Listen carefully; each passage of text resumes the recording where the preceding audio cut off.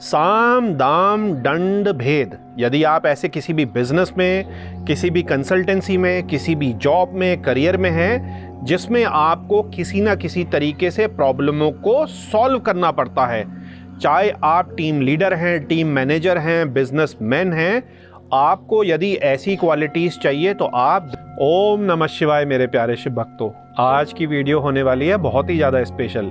जैसे कि आप जानते हैं, रुद्राक्ष अलग अलग मुख के होते हैं, एक मुखी, दो मुखी, चार मुखी, पांच मुखी, 14 मुखी।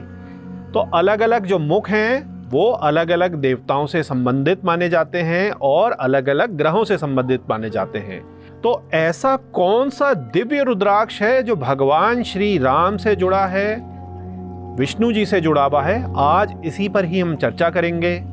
जैसे कि आप जानते ही हैं कि रामनवमी जो है, जो उनका जन्म है, वो चैत्र मास के शुक्ल पक्ष के 9वें दिन, मतलब कि नवमी के दिन हुआ। इसीलिए राम नवमी हम मनाते हैं कि राम जी का जो जन्म हुआ वो शुक्ल पक्ष के 9वें दिन हुआ। और किस मास में हुआ? चैत्र मास में हुआ। तो आप सभी लोगों को जिनको भगवान श्री राम के जन्म की सुंदर सी कथा नहीं पता है, शॉर्ट में मैं आपको बताता हूँ कि देखिए, भगवान श्री राम के जो पिताजी थे वो महाराजा दशरथ थे। उनकी 3 पत्नियां थीं।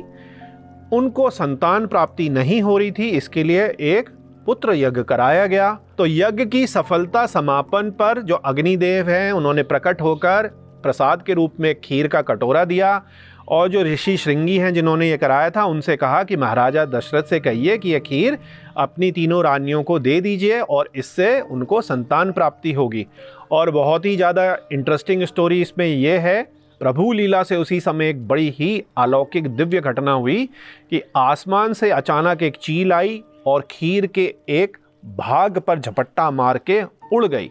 और बहुत ज़्यादा दूर उड़ के उसने, जो चील है, उसने खीर का जो भाग है वो नीचे गिरा दिया।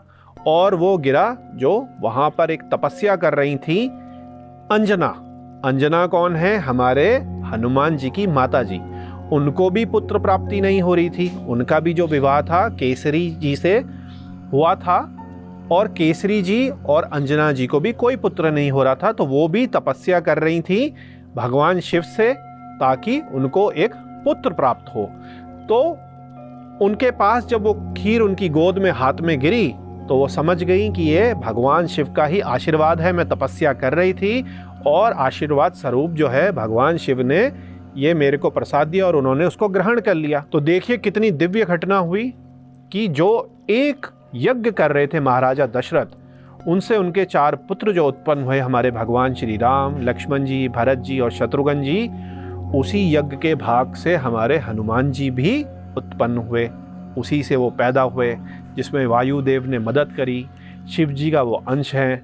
और राम जी का जो जन्म है वो किस लिए हुआ? त्रेता युग में रावण का जो अत्याचार बढ़ गया था उसको खत्म करने के लिए विष्णु भगवान के वो 7वें अवतार हैं, उन्होंने रूप लिया।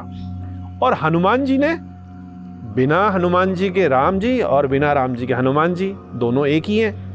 तो देखिए कितनी जो कड़ियां हैं, दिव्य अलौकिक कड़ियां हैं, कैसे जुड़ती हैं। तो ये जो कथा थी, ये थी हमारे भगवान श्री राम के रामनवमी की कथा। तो आपको पूरा अब जो बेस है पूरा क्लियर हो गया। कभी कोई आपसे पूछे सनातन के बारे में तो आपको पता होना चाहिए, छोटी छोटी थोड़ी थोड़ी चीज़ें तो पता होनी चाहिए, बिल्कुल ही ब्लैंक माइंड ना हो।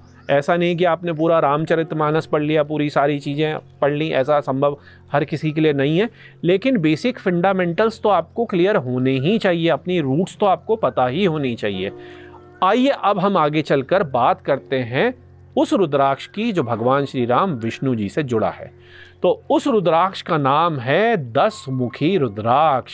जी हाँ, 10 मुखी जो रुद्राक्ष है वो भगवान विष्णु का स्वरूप माना जाता है।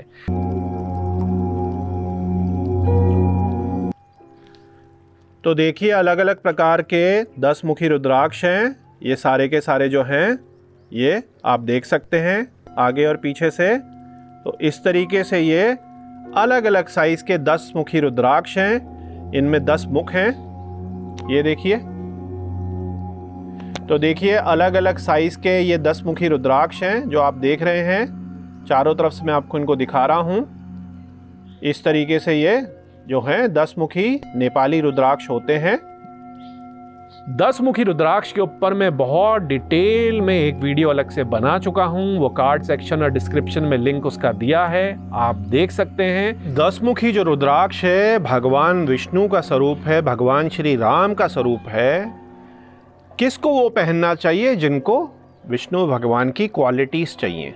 सबसे मेन क्वालिटी प्रॉब्लम के सल्यूशन देना, साम दाम दंड भेद। यदि आप ऐसे किसी भी बिजनेस में, किसी भी कंसल्टेंसी में, किसी भी जॉब में, करियर में हैं जिसमें आपको किसी ना किसी तरीके से प्रॉब्लमों को सॉल्व करना पड़ता है, आप यदि पालन करता है, अपनी फैमिली के मुखिया हैं, हेड हैं, या आपका एक संयुक्त बिजनेस है उसको आप लीड कर रहे हैं, आप ही मेन सर्वे सर्वा हैं और आपको अपने परिवार का, चाहे अपना परिवार हो या संयुक्त परिवार हो, उसका ख्याल रखना पड़ता है, तो भी आप 10 मुखी रुद्राक्ष को धारण कर सकते हैं। ये आपकी जो मान प्रतिष्ठा है, आपकी वेल्थ है, उसको बढ़ाने में मदद करता है। 10 मुखी रुद्राक्ष पर यह भी माना जाता है कि जो 10 दिक्पाल हैं, 10 महाविद्याएं हैं, भगवान विष्णु के जो 10 अवतार हैं, उनकी भी कृपा होती है। इसको धारण करके यदि ऑफिस में या घर में आपको वास्तु दोषों के कारण परेशानी हो रही है, चाहे शारीरिक हो या मानसिक, तो वो कम होती है, दूर होती है। तो ऐसी किसी भी समस्या के लिए आप 10 मुखी रुद्राक्ष को धारण कर सकते हैं। और इसके साथ साथ आप मार्केटिंग और नेगोशिएशन के काम में तो हैं, टेक्निकली आप बहुत साउंड है, फाइनेंशियली आप बहुत ज़्यादा साउंड हैं, लेकिन जब भी आप किसी से बात करते हैं, किसी को कन्विंस करने की कोशिश करते हैं, तो आपकी आवाज़ में, बॉडी लैंग्वेज में माधुरता नहीं आती, नेगेटिविटी हो जाती है। आपका जो ऑरा है वो नेगेटिव फील देता है, लोगों को लगता है कि आप ईगोइस्टिक हैं, आपसे डीलिंग नहीं करनी चाहिए, आपसे वो डील नहीं कर सकते। तो यदि ऐसे कुछ इश्यूज़ हैं कि आप केपेबल हैं मार्केटिंग और सेल्स में, लेकिन जाने अनजाने आपके अंदर से नेगेटिविटी झलक जाती है, तो अपनी वाणी में विष्णु जी की तरह, भगवान श्री राम की तरह, कृष्ण जी की तरह मिठास लाने के लिए आपको 10 मुखी रुद्राक्ष को धारण करना चाहिए। आप सभी वो बिजनेसमैन जिनकी आय तो बहुत है लेकिन खर्चे बहुत ज़्यादा हो जा रहे हैं, पड़ा हुआ धन खत्म हो जा रहा है, क्योंकि धन जो है हमारी कुंडली में 3 प्रकार का है, जो है हमारा जैसे लाभेश, आयेश और धनेश। मतलब कि एक तरीके से आप ये समझिए कि मंथली इनकम हमारे को जो हमारे पूर्वजों से और भाग्य से मिला, और एक जो है जो हमारा धन एक ही जगह रुका हुआ है, चल धन नहीं है, अचल धन है, जैसे प्रॉपर्टी है, बॉन्ड है, जेवरात है, हीरे मोती हैं, जो कि हिलते नहीं है, मूव नहीं होते, कैश मूव होता है। तो यदि आपको ऐसी कोई दिक्कत है कि जिसमें स्थिर लक्ष्मी आपके पास नहीं है, स्थिरता नहीं हो पा रही, बिजनेस कर रहे हैं लेकिन उससे पैसे बच के जुड़ नहीं पा रहे, प्रॉपर्टी नहीं जुड़ पा रही, एफडीज नहीं हो पा रही, खत्म होते जा रहा है, तो उसके लिए आप एक स्पेशल कवच भी बना सकते हैं जिसमें भगवान विष्णु का 10 मुखी रुद्राक्ष, उसके साथ उनकी जो भार्या हैं लक्ष्मी जी, उनका 7 मुखी रुद्राक्ष। तो इन दोनों रुद्राक्षों का कॉम्बिनेशन को आप अपने गले में भी धारण कर सकते हैं और अपने पूजा स्थल में या दुकान के गल्ले में या जो आपका वर्किंग स्पेस है उसमें भी आप रख सकते हैं। इससे क्या होता है कि लक्ष्मी जी और विष्णु जी एक साथ हो जाते हैं, और आपको पता है कि जहाँ भी लक्ष्मी जी होंगी वहाँ विष्णु जी होंगे, और जहाँ विष्णु जी होंगी वहाँ लक्ष्मी जी होंगी।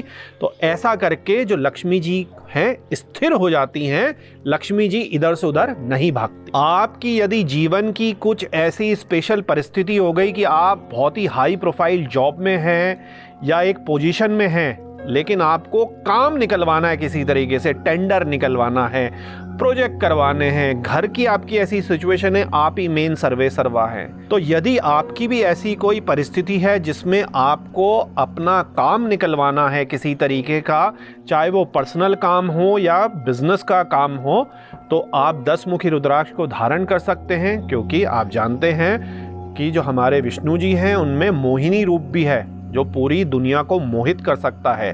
तो यदि आपको भी अपने सबकॉन्शियस लेवल में अट्रैक्शन के थ्रू किसी से कुछ काम करवाना है, अपनी मोहिनी पावर के थ्रू काम कराना है, तो ये माना जाता है कि 10 मुखी रुद्राक्ष को आप धारण करिए। 10 मुखी रुद्राक्ष को किस किस स्पेसिफिक जॉब, करियर या बिजनेस के लिए पहना जाए, बहुत ही ज़्यादा डिटेल में एक मैं ऑलरेडी लंबी वीडियो बना चुका हूँ 10 मुखी रुद्राक्ष की, तो दोबारा से उन बातों को रिपीट करके मैं वीडियो को लंबा नहीं करूँगा। जो लोग इस वीडियो को अभी नया देख रहे हैं वो प्ले सेक्शन में या डिस्क्रिप्शन में जाकर 10 मुखी रुद्राक्ष की डेडिकेटेड जॉब और बिजनेस वाली वीडियो को देख लें। यदि आपके जीवन की भी जो अभी सिचुएशन है वो बिल्कुल भगवान श्री राम की तरह है कि आप एक भाई हैं और आपको किसी बड़े कार्य की सिद्धि के लिए अपने और भाइयों का भी सपोर्ट चाहिए, अपने दोस्तों का सपोर्ट चाहिए, बाहर वाले लोगों का सपोर्ट चाहिए, तो ऐसी कंडीशन में भी आप 10 मुखी रुद्राक्ष को धारण कर सकते हैं, ताकि जो भगवान श्री राम की क्वालिटीज़ हैं अपने भाइयों को लेकर साथ चलने की और लोगों को साथ लेकर चलने की, वो आप प्राप्त करें, उनकी आपके ऊपर कृपा हो और आपके जो अटके हुए काम हैं, जो आपके बड़े काम होने हैं, उनमें आपको सफलता मिले। आप यदि समाज से जुड़े हैं, समाज के लिए अच्छा काम करते हैं, समाज का सपोर्ट आपको चाहिए, चाहे आप एनजीओ चलाने वाले हैं, एक विसल ब्लोअर हैं, आप एडवोकेट हैं, राइटर हैं, यूट्यूबर हैं, किसी भी तरीके से आप ऑफलाइन या ऑनलाइन समाज की जागृति के लिए काम करते हैं, तो आपको 10 मुखी रुद्राक्ष को धारण करना चाहिए। 10 मुखी रुद्राक्ष को धारण करके आपको समाज से सपोर्ट मिलना शुरू हो जाता है। समाज के लिए जो आप कार्य करने की सोचते हैं वो आपके होने लग जाते हैं। तो मेरे प्यारे शिव भक्तों, 10 मुखी रुद्राक्ष के बारे में आज जो हमारी एक अलग सी वीडियो बनी थी, जिसमें हमने देखा कि कैसे 10 मुखी जो रुद्राक्ष है वो पहनकर आप भगवान श्री राम और विष्णु जी की जो क्वालिटीज़ हैं उसका फ़ायदा ले सकते हैं, उसकी कृपा ले सकते हैं। आपको काफ़ी गहराइयों का पता चला होगा। यदि 10 मुखी रुद्राक्ष के लिए फिर भी आपके मन में कुछ प्रश्न रह गए हैं तो नीचे कमेंट सेक्शन में आप पूछ सकते हैं, संस्था को व्हाट्सएप कर सकते हैं। हम कोशिश करेंगे कि आपके प्रश्नों के उत्तर देने की। अंत में भोलेनाथ से यही विनती है कि आप पर और आपके परिवार पर कृपा करें। ओम नमः शिवाय।